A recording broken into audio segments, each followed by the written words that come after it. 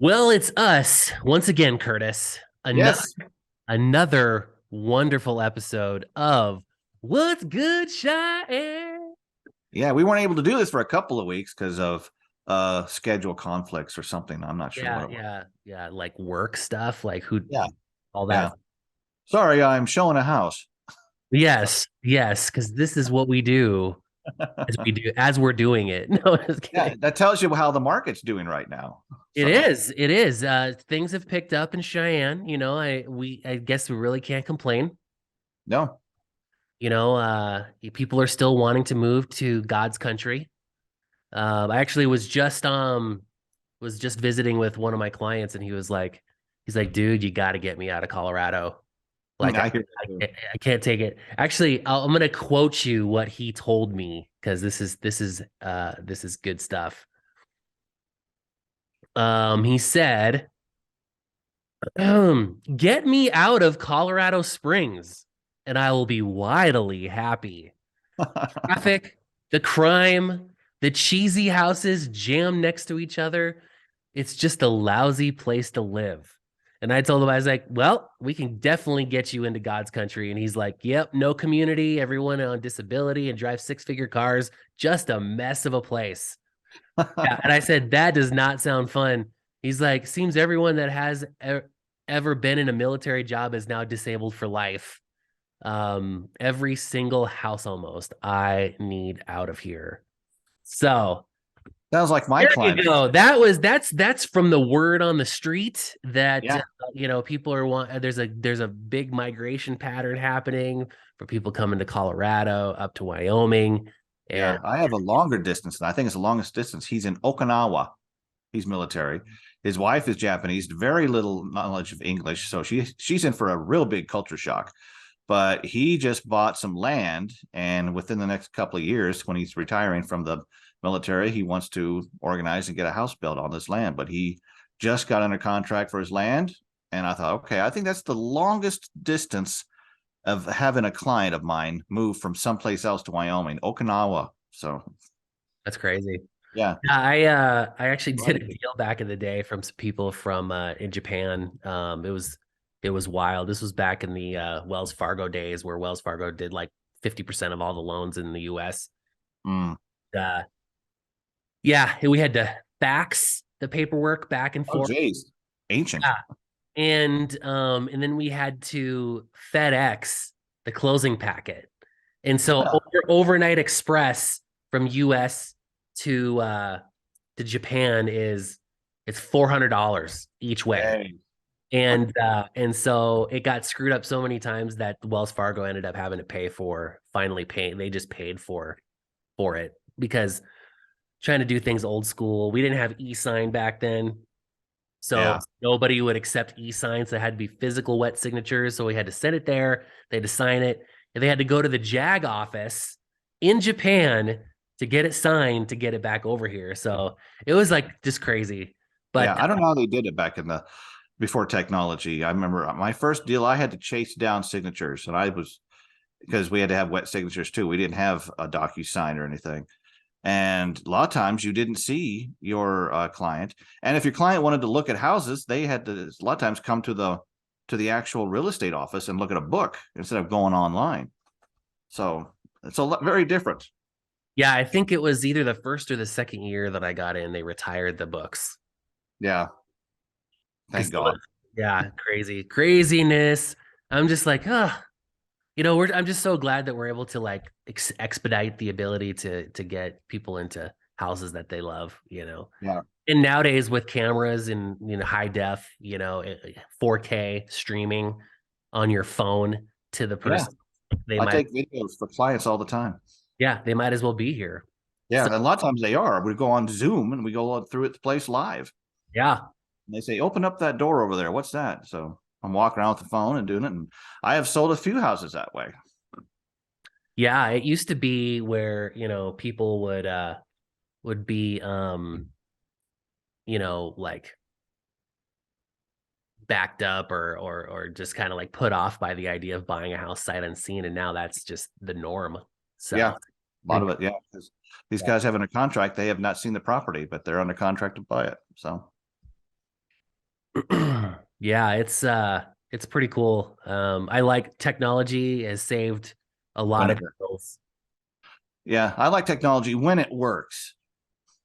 Yes. When it doesn't work, I have a lot of colorful metaphors that people don't want to hear.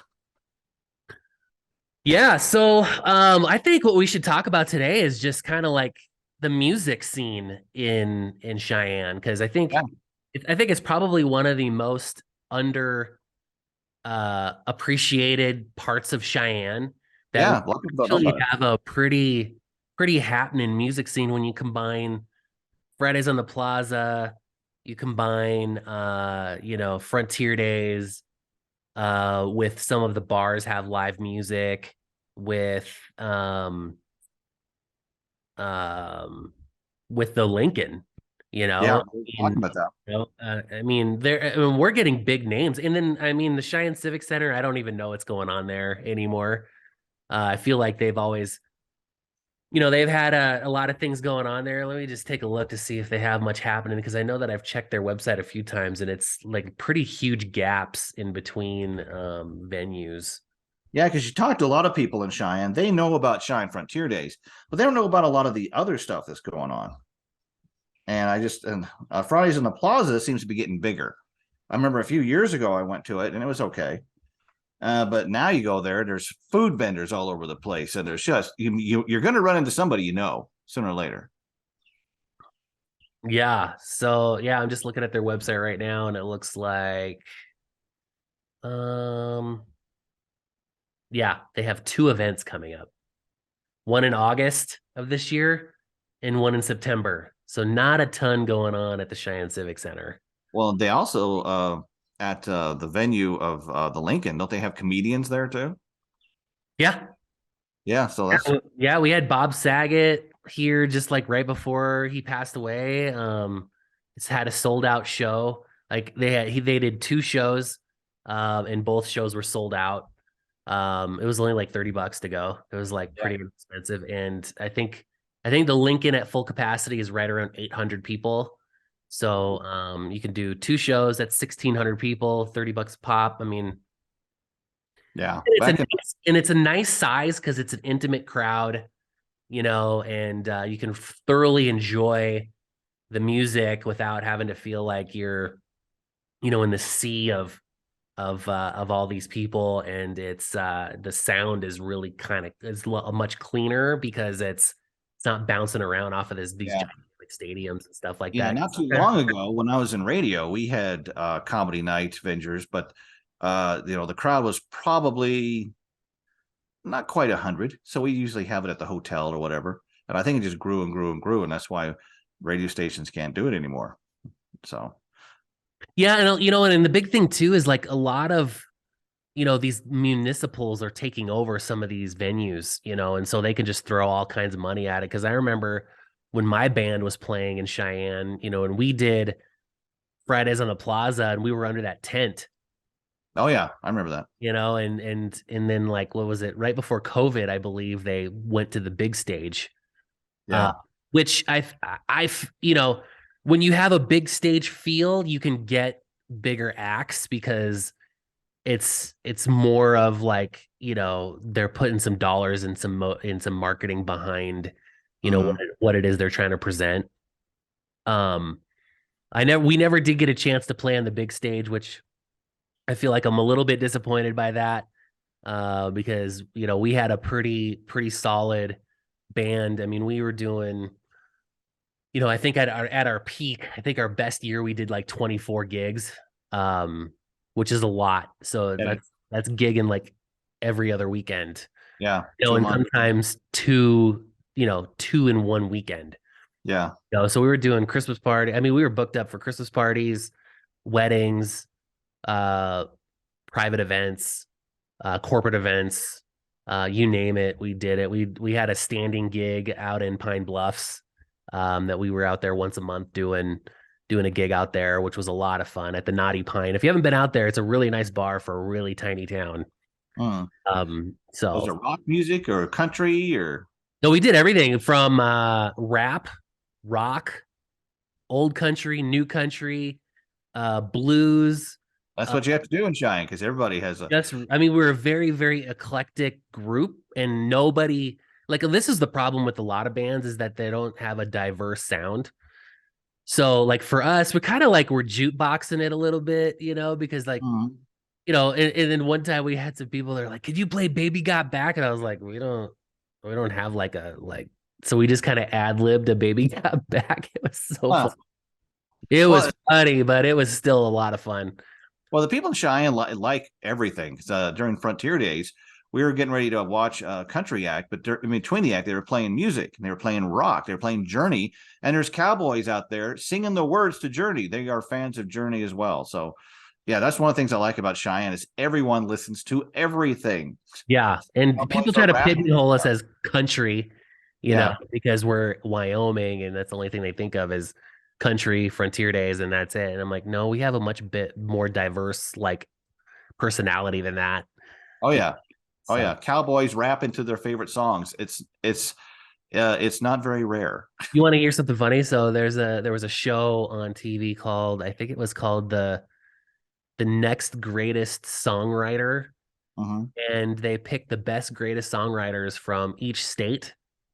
And then there was a guy from Wyoming who was doing this country rap stuff that was which was the representative for Wyoming. Ah, It's hosted by the Do Double G. You see. But yeah, it was Kelly Clarkson and Snoop Dogg were the hosts of this show. oh, okay. How did So, Wyoming do? so go check that out if you are into music and see how truly diverse we are here up in Wyoming. So Yeah. so there's Yep. lots of resources if you're looking for something to do here. Go to the Cheyenne.com. There's a lot of cool things to do there. We have the botanical gardens. I think they spent like 14 million on that thing. Yeah. They have a palm tree in there. That's crazy. That's crazy. There's like a little water display or something for the little kids. Uh, Yeah. we have A lot of weddings and graduation pictures are scheduled out there too. yeah, I bet. And we also have a municipal pool that has a water park inside of it. Here in Cheyenne, we have the YMCA. Three Um, golf courses. 3 golf courses. We got a ton of gyms in Cheyenne for how small we are. Mhm. We got Planet Fitness, we got Golds, we got 307 Fitness. They have 2 locations. There's a couple of indie gyms in here, little smaller, more private gyms in Cheyenne as well. So if you're looking to get fit, there's no lack of places to go work out. No. We have 47 miles of greenway here that Oh goes yeah, all through town. all through town, where you can avoid 99% of the traffic. So if you got your dogs or you want to take your kids on a stroll, there's tons of green space all over the city. There's a dog park out by the animal shelter too. If you come to Oh, town, yep. your dog is needing some exercise. Take them out there. They let them run all over because it's all enclosed and they're safe. And so Yeah, exactly. And then if you're into trains, we have what is it? Which rail line is it here? Union Pacific. Union Pacific. So yeah. And they do what do they call it? What's that thing called? Steamboat or whatever, or Yeah, and they have the, big boys the there at the big park too. boy. That's right. The steam power. They run that through every so often here through Mhm. town as well. So It's uh amazing how big that thing is too. That yeah. thing is several And tons. I know a guy that actually he works for UP that actually works in that shop, just on the steam stuff, which is all just hobby stuff. Oh yeah, trains are Warren big. Buffett money that he can just throw away on, outdated technology. Yeah. Yeah, I mean, what else is there to do here? They have the air show out on the base. Yeah. And what else? If none of that floats your boat, I mean, we're only 30 minutes from Fort Collins. We're another hour and a half from Denver. So I mean, Yeah. Fort Collins has a drive-in theater. So an yeah. hour. And then Denver has all the things, you name it, they got it. Go karting, you Broncos, Broncos, sports teams, all that stuff. Colorado Rockies. Everyone goes to the Colorado Rockies games in Cheyenne every summer. because Well, it's not. we also like if you like college, we got UW, which is only Yeah. 45 minutes away, University of Wyoming up in Laramie. They're usually super busy with sporting events throughout the year. So Oh yeah, the it's your fill of population in Laramie basketball, explodes. football. And then Cheyenne's really big. That's another thing too. I don't know if people know this either, but Cheyenne's a big baseball town. Yeah. Oh yeah. We have a minor league baseball team, and then we have post six baseball, which is really popular. And I mean there's tailgating going on all summer long. Oh yeah. Drive down Converse near Adele Range, and you'll see how big it is in Yeah. Cheyenne. And real busy in the city league stuff. So there's like a city league. Yeah. I think there's a city league basketball, softball, football. I think there's a city league flag football. So there's like Mhm. a ton of stuff. It's just Oh people yeah. say, "Oh, Cheyenne, Wyoming, there ain't nothing to do up there." It's because you're not looking hard Yeah. enough. Yeah. Exactly. So, all Talk right, to a I real think estate we're gonna wrap agent. this one up with a bow. So if people want to know more about what they can do here in Cheyenne and how you can help them get permanent residency here, how can people get a hold of you, Kurt? Oh, several ways. Give me a call, 307-286-0729, or text me. My website is kurtlackeyhomes.com. And you can email me too, kurtlackeyhomes@gmail.com. So I'm there waiting for you. Just give me a call and we'll get you going. Awesome.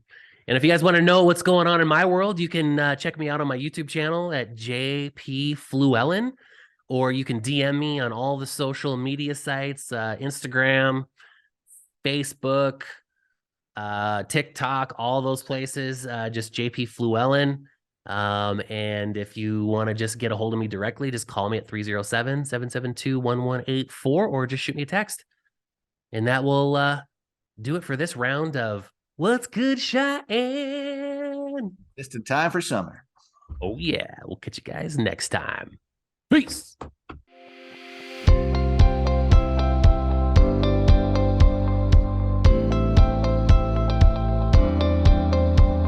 You made it to the end of this video. If you'd like to see more of what's going on our channel, you can watch that video, you can watch that video, or you can subscribe.